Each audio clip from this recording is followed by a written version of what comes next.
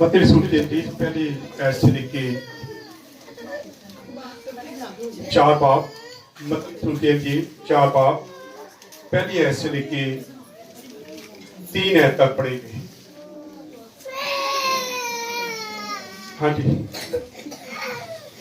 कुरान के पाकला में लिखा है, उस वक्त रूह यीशु को जंगल में ले गया ताकि इब्लीस से आजमाया जाए, और 40 दिन और 40 रात फाका करके आखिर को उसे भूख लगी, और वो आजमाने वाले ने पास आकर उसे कहा, अगर तू खुदा का बेटा है तो फरमा कि ये पत्थर रोटियां बन जाए। उसने जवाब में कहा, लिखा है कि आदमी सिर्फ रोटी ही से जीता ना रहेगा, बल्कि हर उस बात से जो खुदा के मुंह से निकलती है। आमीन। खुदा का पाक कलाम पढ़ा सुना जाना हम सबके लिए बाइस से बरकत हो। आमीन। तशरीफ रखिए।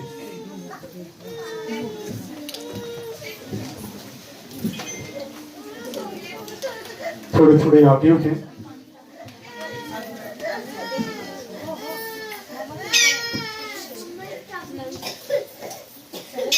खुदा यीशु के बाबरकत और पुरफजल नाम में आप सबको सलाम।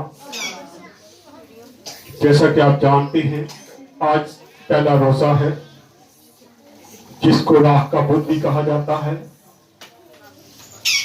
रैन सीजन आज से शुरू होता है और इसमें खास इबादतें होती हैं। सो आज सीखेंगे कि ये रोजे जो हमने रखे हैं, जो हम रखेंगे, ये कैसे आ गए।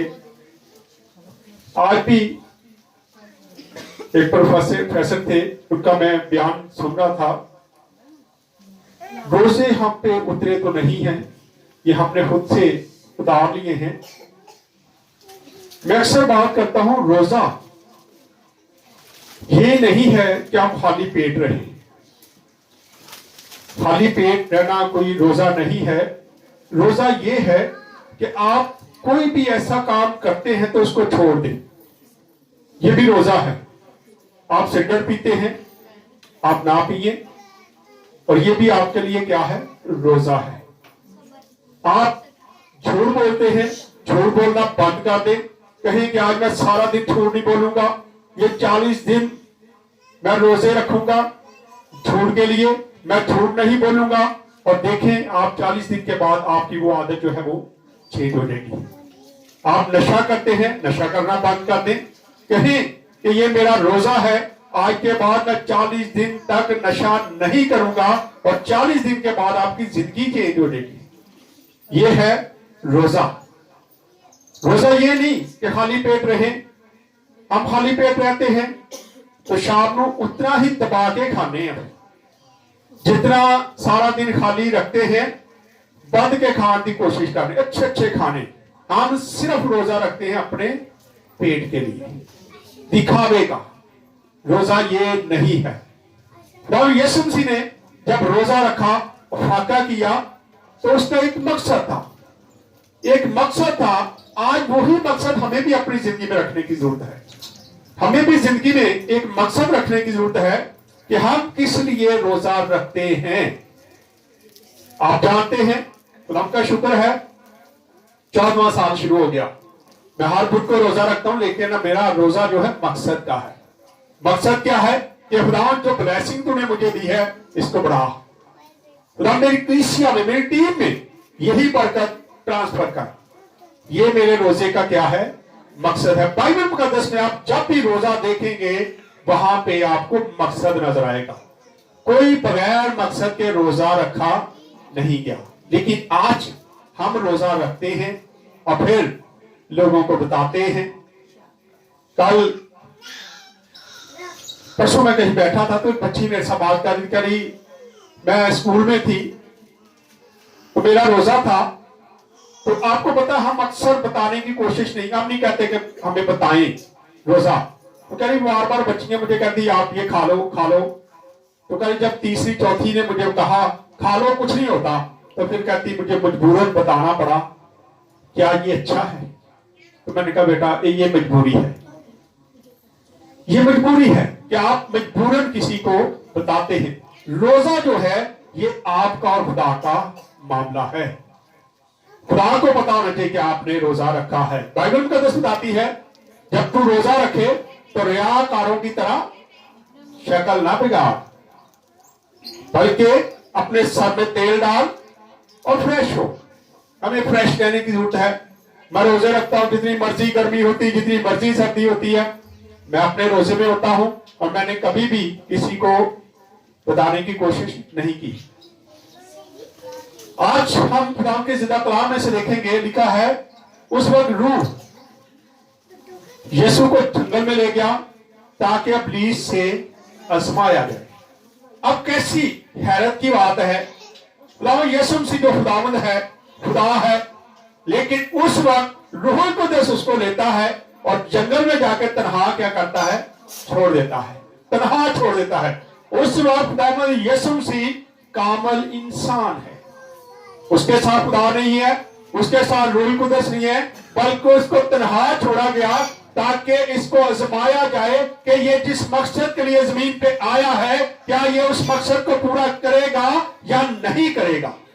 इसलिए खुदा यीशु मसीह को आजमाया गया। खुदा यीशु मसीह को मुकम्मल तौर पे इंसान बनाया गया ताकि इब्लीस इसको आजमाए और जो काम ये करने आया है उसके लिए इसको चेक किया जाए। कई बार खुदा हमें भी चेक करता है। जब हम ईमानदार होते हैं, खुदा हम पे मुश्किलें भेजता है, परेशानियां आती हैं और खुदा कहता है कि अब मैं क्या हूं, चेक कर रहा हूं कितनी देर तो मेरे साथ चलता है। अय्यूब को देखते हैं, अय्यूब खुदा का ऐसा बनना था, खुदा उसकी तारीफ करता है। इब्लीस को कहता है कि तू जमीन से आया, तूने मेरे बंदा अय्यूब को देखा। उसने कहा देखा है, अपना हाथ उठा ले। आज भी यकीन जाने खुदा के लोगों पर खुदा का हाथ होता है, वो अपने लोगों को संभाले रखता है। जिसके ऊपर खुदा का हाथ होता है वो कभी भी जरर नहीं खाता, कभी उसको कुछ नहीं होता, वो हमेशा क्या रहता है, मजबूत रहता है, महफूज रहता है। यहां हम देखते हैं खुदा ने उसे कहा कि तू उसको चेक करना चाहते तो कर ले। उसने कहा मैं कर लूंगा, लेकिन खुदा ने कहा उसकी जान को नहीं छेड़ना। खुदा ने क्या किया, भेज दिया इब्लीस को। कई बार खुदा ये कर देता है कि हमें भी आजमाता है, लेकिन हमें भी आजमाइश में पूरा उतरने की। अय्यूब ने आजमाइश में आके सारा कुछ उसका लुट गया, उसकी बेटियां मर गई, उसके बेटे मर गए, उसका सारा माल डंगर मवेशी जो कुछ था उसका सारा का सारा छीन लिया गया। लेकिन जब वो आजमाइश में पूरा उतरा तो फिर क्या हुआ, क्या हुआ था, दुगना। खुदा ने दुगना दिया उसको। आज जब हम भी आजमाइश में पूरे उतरते हैं तो खुदा हमें दुगना लौटाता है। इसलिए हमें जरूरत है कि हम इन चीजों को देखें। लिखा है कि इब्लीस उसको आजमाने के लिए आ जाता है। जैसे ही खुदा यीशु मसीह वहां पे पहुंचते हैं, रूह कुद्दुस उससे जुदा हो जाता है। तो हम दूसरी आयत को पढ़ते हैं, दोबारा से पढ़े इसको, इसी की बत्ती सुन के जी। हाँ जी, यहां पे लिखा है और 40 दिन और 40 रात फाका करके आखिर को उसे भूख लगी। फाका और रोजा फर्क है, ठीक है। उसने फाका किया, 40 दिन और 40 रात वो भूखा रहा, प्यासा रहा, और फिर क्या हुआ, आखिरकार उसको क्या लगी, भूख लगी। और जब भूख लगी तो आजमाने वाला भी आ गया। पढ़ देते 3 आयत को भी। लिखा है और आजमाने वाले ने पास आकर उससे कहा अगर तू खुदा का बेटा है तो फरमा ये पत्थर रोटियां बन। अब जब हम भूखे होते हैं, जब हमारे पास रोजगार नहीं होता, हमारे पास रुपया पैसे नहीं होता, हम परेशानी की हालत में होते हैं, हम भूखे बैठे होते हैं, उस वक्त इब्लीस जो है वो हमें भी आजमाता है। कैसे, काम करना पैसा लग जाएगा, आखिर तू जिंदा तो रहना ना। वो धोखा देता है, वो कहता है खाने के लिए कुछ ना कुछ तो करना ही पड़ेगा, और हम वो काम करना शुरू कर देते जो खुदा को पसंद नहीं है। यहाँ आजमाने वाला क्या है, आ जाता है तो खुदा यीशु मसीह को चेक करने के लिए क्या कहते, क्योंकि इससे पहले अगर हम पीछे चले जाए, आदम को आजमाया गया। खुदा ने आदम से कहा कि तूने इस दरख्त के फल को नहीं खाना। इब्लीस आता है, उसको चेक किया जाता है, और इब्लीस आके उससे बातचीत करता है। वहां पर भी शक पैदा किया जाता है, और शक जब होता है तो अब हवा जो है वो क्या करती है, वो नाकाम हो जाती, क्योंकि पहले उसको कलाम का नहीं पता था। लेकिन जब दूसरा आदम खुदा यीशु मसीह इससे जब अबलीस की टक्कर होती है तो वो खूब तरीके से उससे टक्कर लेता है और आखिरकार उसको पस्त कर देता है और अबलीस को वहां से भागना पड़ता है। आए जरा देखते हैं कि अबलीस जब यीशु मसीह के पास आता है तो किस तरीके से वो बातचीत कर रहा था। उसने कहा, शक पैदा किया, उसने सवाल किया। सवाल क्या था? और आजमाने वाले ने पास आकर उससे कहा, अगर तू खुदा का बेटा है तो फरमा ये पत्थर रोटियां बन जाए। खुदा यीशु मसीह ने क्या जवाब दिया? हाँ जी, क्या जवाब दिया? सवाल जो है मत्ती रसूल के 3 बाब और उसकी 13 और 17 को जरा पढ़ दें। इसमें क्या है? हाँ जी, हाँ जी, 16 और 17। उस वक्त यीशु गलील से यरदन के किनारे यूहन्ना के पास उससे बपतिस्मा लेने आया। अब ये बड़ी बात ये है कि खुदा यीशु मसीह ने पहले बपतिस्मा लिया। जैसे बपतिस्मा उसने ले लिया तो उसके बाद उसकी क्या हुई? आजमाइश। मैं अक्सर जब बपतिस्मा लेता हूं तो जो लोग बपतिस्मा लेते हैं उनको मैं कहता हूं कि अब आपके ऊपर थोड़ा सा परेशानी का टाइम है, क्योंकि अब अबलीस को परेशानी होगी। इसने तो बपतिस्मा ले लिया है, इसने तो खुदा यीशु मसीह को कबूल कर लिया है और अब वो आपको क्या करेगा? तंग करने की कोशिश करेगा। यहां पर भी खुदा यीशु मसीह जैसे बपतिस्मा लेते हैं साथ ही वो अबलीस के हवाले कर दिए जाते हैं। इसी तरह जब इंसान, हम लोग भी जब ईमानदार बपतिस्मा लेते हैं तो खुदा हमें फौरी तौर पर नहीं पकड़ता, खुदा हमें भी चेक करने के लिए दे देता है कितनी देर टाइम जाते हैं। और कभी आप आजमा के देखें, जिन लोगों ने बपतिस्मा लिया है उनको पता है कि जब बपतिस्मा ले लिया उस वक्त हम समझते हम ताजा हो गए, लेकिन उसी वक्त अबलीस भी हम पे फिर क्या करता है? अटैक करता है। फिर क्या करता है? जेल में डालता है। वो तू रोज अब तो तूने बपतिस्मा ले होने केड़ी गल है। कई बार हम ये भी सोचते बपतिस्मा ले ले हो कोई गल नहीं, लेकिन उसी वक्त हमारी आजमाइश की घड़ी शुरू होती है। खुदा यीशु मसीह ने 40 और 40 दिन 40 रात फाका किया। 40 का अदद जो है ये अगर आप बाइबल मुकद्दस को देखें तो ये आजमाइश का अदद है। खुदा यीशु मसीह की आजमाइश हुई, बनी इसराइल कौम की आजमाइश हुई और फिर नूह की आजमाइश हुई। ये सारा कुछ 40 के अदद के अंदर रहा, 40 अदद के अंदर रहा। और आज हम देखते हैं कि आज भी हम 40वां करते हैं, 1.25 महीना करते हैं, ये उसी के तल्लक से हमने खुद से बना लिए हैं। खुदा यीशु मसीह के पास जब अबलीस आता है तो वो क्या करता है? वो उसको आजमाने के लिए थोड़ा सा शक पैदा करता है। और शक क्या पैदा करता है कि तू खुदा का बेटा है अगर, तो फिर क्या कर, इन पत्थरों को कह कि ये रोटियां बन। अब ये खुदा यीशु मसीह के लिए एक आजमाइश थी। खुदा यीशु मसीह के लिए आजमाइश ये थी कि यहाँ पे वो चाहता था कि ये शेखी में आ जाए और शेखी में आके कहे कि पत्थरों को रोटियों का हुक्म दे दे तो पत्थर रोटियां बन जाएंगे। लेकिन खुदा की हुक्मदूली भी साथ ही हो जाएगी, क्योंकि उस वक्त खुदा ने उसको आजमाने के लिए छोड़ा हुआ था और कभी भी खुदा यीशु मसीह ये काम करने के लिए तैयार नहीं होने वाले थे। और फिर हम देखते हैं कि जब हवा के पास अबलीस आया तो उसने भी, वहां पर भी यही काम हुआ था। पढ़े पैदाइश की किताब 3 बाब और उसकी 6 है। औरत ने देखा कि वो दरख्त खाने के लिए अच्छा औरत ने देखा कि वो फल खाने के लिए क्या है? अच्छा है। हाँ जी, और आंखों को खुशनुमा और आंखों को खुशनुमा नजर आता। अब यहाँ पे हम देखते हैं कि खुदा यीशु मसीह भूखे थे, इसीलिए उसने आंखों की ख्वाहिश को जाहिर किया कि वो देख पत्थर पड़े हैं तो इनको क्या कर ले? रोटी बना ले, तो इनको रोटी बनाए। आइए एक और हवाला देखते हैं। पहला यूहन्ना 2 बाब उसकी 16 तो पढ़ दे जरा। 280 नंबर पेज है। हाँ जी, 2 बाब 16।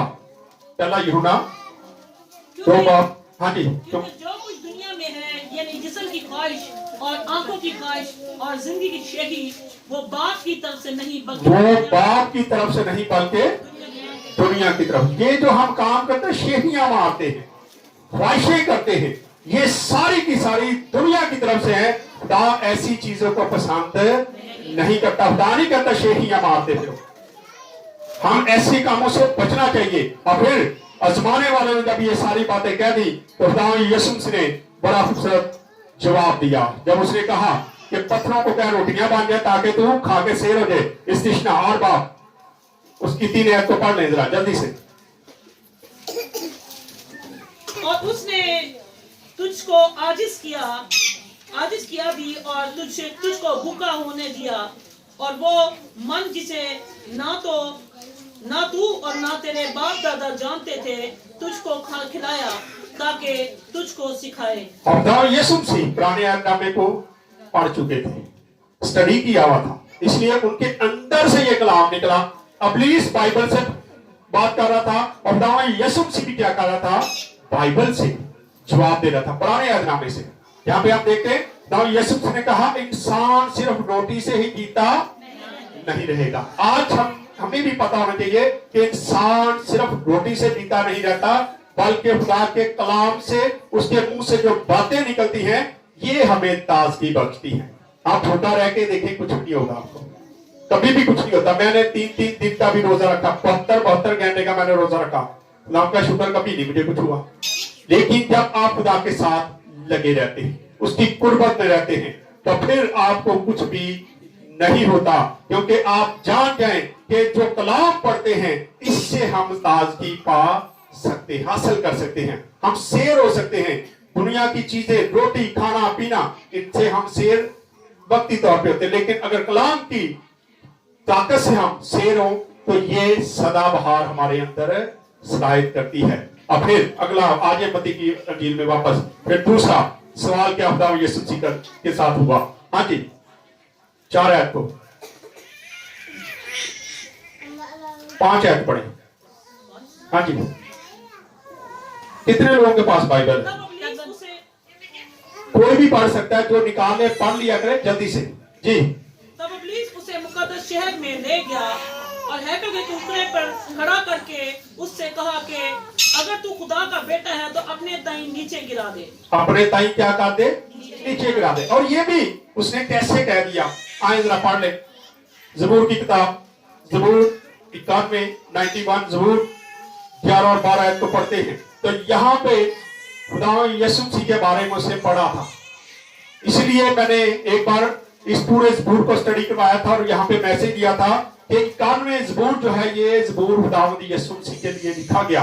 आज हम उसको डाक खाने के लिए घरों में भी लिख के लगाते हैं। अक्सर मैं घरों में जाता हूँ तो मैंने देखा है घरों में लगाया हुआ लिख के, उससे बदबू नहीं आती, इब्लीस भागता है। लेकिन यहाँ पे इब्लीस इसी हवाले को पढ़ रहा है, 91 ज़बूर पढ़ के सुना रहा है। खुदा यीशु मसीह को क्या कहता है, पढ़े जरा।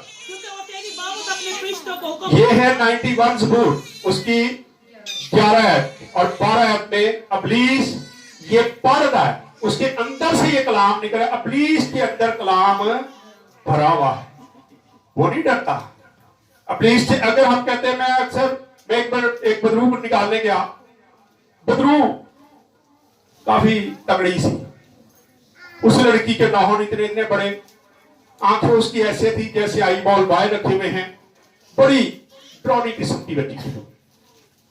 पास्टर ने मुझे फोन किया तो भाई जी रात का मैं लगा बदरू काबू नहीं आ रही, आना जरा। मैं गया, मैं स्मैरा कैश था, हम तीनों जब वहां पे पहुंचे तो मैंने कहा इसको चर्च ले आए, घर नहीं बैठेंगे, चर्च ले चले। जब चर्च लेके आए, अब उसको उठाया, 2 लोगों ने उसको पकड़ा हुआ था। कहते जी पाली साहब कहते ये कोल ना जाना भाई साहब, मैं आपको कहता नौदरा बड़ियां मांगती 9 वेखो। मैं कहा अच्छा, मैं कहा कोई गल नहीं। अब भाई साहब किसी काम से बाहर चले गए, मैंने अपना शर्ट का बटन खोला, ऐसे किया दोनों, और मैंने उसकी तरफ मैं देख रहा था, मेरी तरफ देख रही थी। मैंने अंदर से कहा, अंदर से मैंने कहा, आवाज नहीं निकाली, मैं कि अगर तूने कोई बदतमीजी की तो तेरा हाल बुरा करूंगा मैं। यीशु मसीह के नाम से तुझे मैं हुक्म देता हूँ, चली जा, चंगी रहेंगी। और वो निकल गई उसी वक्त, कुछ नहीं मैंने किया। और जब वो निकल गई तो मैंने जाके उसके पास चले गया, मैंने उसके घर वाले को मैं इसको छोड़ दे, छोड़ दिया। कहते भाई जी निकल गई, मैं कहा निकल गई। अब पाजी साहब भी आ गए, उन्होंने आती बाइबल पकड़ी उसके सर पे रख दी और दबाता जाए दबाता जाए। मैं कहा भाई साहब छाड़ दियो, बदबू निकल गई है, क्यों दबा रहे थे? वो नहीं भाई साहब गल पाई, वो मैं अंदर ही बेचारी के कुछ नहीं कहा। कहता तुसी कीता की है? मैं कहा ओदी मेरी गल हो गई सी। क्या है, जब आप खुदा के साथ चलते हैं तो आपके अंदर की आवाज जो है वो इब्लीस सुनता है, बाहर से नहीं सुनता। आप अंदर से जब कुछ कहते हैं तो इब्लीस को पता चल जाता है कि ये क्या कहना चाहता है, वो आपके अंदर की आवाज। तो यहां पर हम देखते हैं कि इब्लीस के पास भी बाइबल नहीं है और यीशु मसीह के पास भी बाइबल नहीं है, दोनों के पास बाइबल को नहीं है, लेकिन अंदर से आ रहा सारा कुछ। आज हमें भी जरूरत है कि बाइबल को अपने अंदर रखें। कलाम को सुनते हैं तो उस पर अमल करने के लिए अपने अंदर ले लें, और जब आपके अंदर बाइबल होगी वो बाहर आएगी, उससे तकलीफ होती है लोगों को भी और इब्लीस को भी। उससे आप सिखा सकते हैं, उससे आप जाहिर कर सकते हैं। लेकिन अगर आपके अंदर बाइबल नहीं है तो फिर कोई भी आपको फायदा नहीं। बाइबल हमारे पास है, लेकिन अगर आप पढ़ के इस पर अमल नहीं करते तो फिर कोई भी हमें हासिल नहीं होता। अब इब्लीस कैसा चालाक है, ये 2 आयतें पढ़ दी उसने, लेकिन इससे उस ऊपर वाली आयत को छोड़ दिया। ज़बूर को पढ़े जरा, इसके ऊपर वाली 2 आयतें पढ़ दे, 9 और 10। हाँ जी, ज़बूर 91 वाला कैसे छोड़ दिया? क्योंकि उसमें उसका अपना अंजाम भी लिखा था, इसलिए बड़ी चालाकी से क्या किया, छोड़ दिया। हाँ जी, पर तू है खुदावंद, मेरी पनाह है, तूने हफ्ताला को अपना मस्कन बना लिया है। तुझ पर कोई आफत नहीं आएगी और कोई वबा तेरे क़यामत के नजदीक ना पहुंचेगी। हाँ जी, क्योंकि वो तेरी बाबत अपने फरिश्तों को हुक्म देगा कि तेरी राहों में तेरी हिफाजत करे। आगे। वो तुझे अपने हाथों पर उठा लेंगे ताकि ऐसा ना हो कि आगे वाले पढ़ दे, आगे वाले पढ़ दे आगे भी। तू शेरे अब ये छोड़ दिया उसने, तू शेरे बब्बर अफी को क्या करेगा, लौटेगा। ये उसका अपना अंजाम था, चालाकी ना लेथो नहीं पड़ेगा। कई बार हम भी बाइबल पढ़ते हैं और किसी के साथ बहस करनी हो तो वो हवाला देते जो सानू अच्छा लगता हो, दूसरा छोड़ देते। जो हमें पसंद है वो हम करने की कोशिश करते हैं। हम कलाम को भी ऐसे पेश करते हैं। यहाँ इब्लीस भी वो काम कर रहा है, 2 आयतें सुना देता है और अगली आयतें छोड़ देता है, क्योंकि उसे पता था कि अगर मैं ये कहूंगा तो ये तो मेरा अपना जाम है, ये तो मेरे खिलाफ लिखा गया है और मैं ये क्यों पढ़ूं। लेकिन खुदा यीशु मसीह ने आगे क्या जवाब दिया? इसका जवाब इस्तिशना 6 बाब उसकी 16 आयत में है, 201 नंबर पेज। हाँ जी, 6 बाब 16 है। तो खुदावंद अपने खुदा को मत आजमाना, तो खुदावंद अपने खुदा को मत। अब ये खुदा यीशु मसीह ने कहा, यहां से हवाला दिया कि तू खुदावंद अपने खुदा को मत आजमाना। हाँ जी, जैसे तुमने उसे मसला में आजमाया था। हाँ जी, तुम जाफशानी से खुदावंद अपने खुदा के हुक्मों और शहादतों और आइन को जो उसने तुझको फरमाए मानना। यहाँ पे खुदावंद यीशु मसीह यहां से हवाला देते हैं। वो ज़बूर 19 को बयान करता है और खुदावंद यीशु मसीह इस्तिशना की किताब को पढ़ के क्या करते हैं, सुनाते। लेकिन ये सारा कलाम कहां से, अंदर से आ रहा था, कोई बाइबल नहीं थी वहां पे। फिर तीसरा सवाल जो है, इब्लीस क्या करता है? 8 और 9 आयत को पढ़े, मत्ती रसूल की इंजील में वापस आते। फिर इब्लीस उसे एक बहुत ऊंचे पहाड़ पर ले गया और दुनिया की सब सल्तनतें और उनकी शान और शौकत उसे दिखाई और उससे कहा, अगर तू झुक कर मुझे सजदा करे तो ये सब कुछ तुझे दे दूंगा। ये सब कुछ मैं क्या कर दूंगा, तुझे दे दूंगा। दुनिया की शान और शौकत, रुपया पैसा, ये सारा कुछ किसके अंदर है, इब्लीस के। ये इब्लीस के अंदर है। आप ये ज़हन में रखें, जो लोग बड़े बदकरदार हैं उनके पास पैसा भी उतना ही ज्यादा होगा, और जो लोग अच्छे होंगे उनके पास रोटी के लिए भी कई बार पैसे नहीं होते। क्योंकि इब्लीस जो है, मैं एक गांव में गया, वहां एक बुजुर्ग मुझे मिले, उन्होंने कहा भाई साहब, बड़ी फखर से बात कर रहे थे, कहते भाई साहब मैनू जिन्ने पैसे चाहिए उन्होंने रात ਨੂੰ ना कह के सौना, खुदावा मैनू इन्ने पैसे चाहिए ते सवेरे मेरे तकिए थले बह होंदे। मैं क्या, खुदा नहीं देता, इब्लीस देता है। कहता जी अज तक मैनू किसी ने इंज नहीं किया, तुसी पहले पादरी। मैं क्या, मैं सच कह रहा हूं, बाइबल से साबित कर दूंगा। इब्लीस पैसा देता है, खुदा पैसा नहीं देता। मैं भी अगर खाता हूं तो मैं अपनी मेहनत करता, मैं खिदमत करता हूं, फिर खुदा मुझे देता है। मैं घर लेटा रहूं, कोई खिदमत ना करूं, मैं इबादत ना करवाऊं, मैं कहीं विजिट ना करूं, तो क्या मैं खा लूंगा? नहीं खा सकता।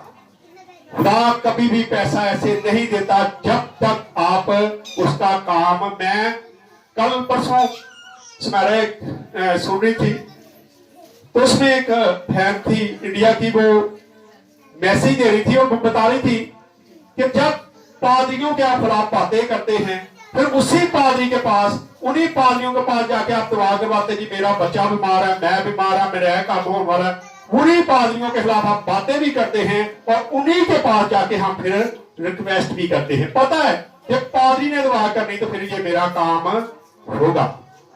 अगर पास्टर जो है वो खुदा का मुलाजिम है, वो खुदा का मामला है, पास्टर जो करते उनको करने दे, खुदा ने उनसे हिसाब लेना है और आपसे भी खुदा ने हिसाब लेना है। ये भी ये ना समझना कि साढ़े 80 बैरियल जमा है, नहीं, आप लोगों से भी हिसाब होगा, लेकिन हर किसी का हिसाब होगा उसके काम के मुताबिक। मैंने एक मैसेज दिया था यहाँ पे कि मैं पास्टर हूं, मेरा काम फर्क है और खुदा मेरे काम को देख के मुझसे बातचीत करेगा। क्वेर का फर्क है, कलीसिया का फर्क है। इस तरह खुदा क्या है, हर किसी के काम के मुताबिक उसको अजर भी देगा और उसी काम के मुताबिक उसको सजा भी देगा। यहाँ पे हम देखते हैं कि इब्लीस ने कहा कि मैं दुनिया की सारी शान और शौकत तुझे क्या कर दूंगा, दे दूंगा, सिर्फ तू मुझे क्या कर दे, सजदा कर। खुदा यीशु ने जवाब क्या दिया, आए जरा पढ़ लें इस्तिशना 5 बार, उसकी 9 है,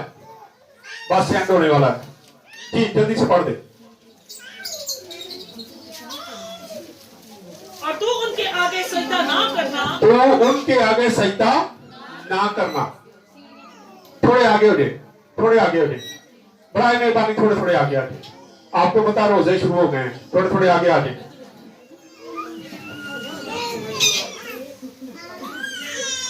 आगे आगे थोड़े थोड़े, शाबाश शाबाश। उसके बाद इसको शुरू करेंगे दोबारा से।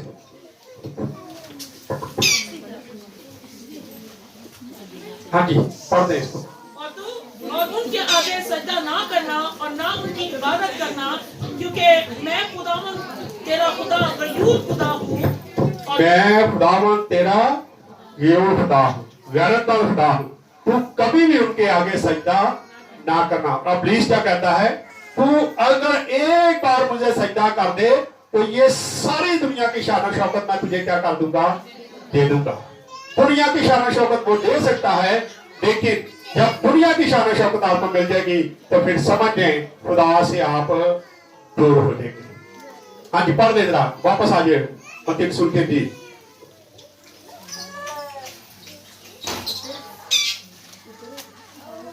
यीशु ने उनसे कहा, ऐ शैतान दूर हो, क्योंकि लिखा है कि तू खुदावंद अपने खुदा को सजदा ना कर, सिर्फ सजदा कर और सिर्फ उसी की इबादत कर। तब और उसी की क्या कर, इबादत कर। हाँ जी, तब इब्लीस उसके पास से चला अब गया। जब खुदावंद यीशु मसीह ने ये अल्फाज कहे तो इब्लीस भाग गया, उसे पता चल गया कि हो मेरी दाल नहीं जलनी। आज जब हम भी इब्लीस से टक्कर लेते हैं, आप उसे बातचीत, वो भी आपको बातों में फंसाता है। हम अगर आपके पास आपके अंदर कलाम है तो फिर आप उससे टक्कर ले सकते हैं। यहाँ बताओ यीशु मसीह ने 40 दिन और 40 रात वाक़ा किया और आखिरकार आजमाने वाले ने उसकी आजमाइश की और वो उस आजमाइश में पूरा उतरा। आज हम अब रोजा रखते हैं, चले जो बहुत सारे लोगों ने आज रोजा, कितने लोगों ने रोजा रखा था, हाथ खड़ा करें। काम है, लेकिन चले, मैंने पहले भी कहा ये हम पे उतरे नहीं है, लेकिन जब आपके घर में कोई मुश्किल है, परेशानी है, तो रोजा जरूर रखा करें।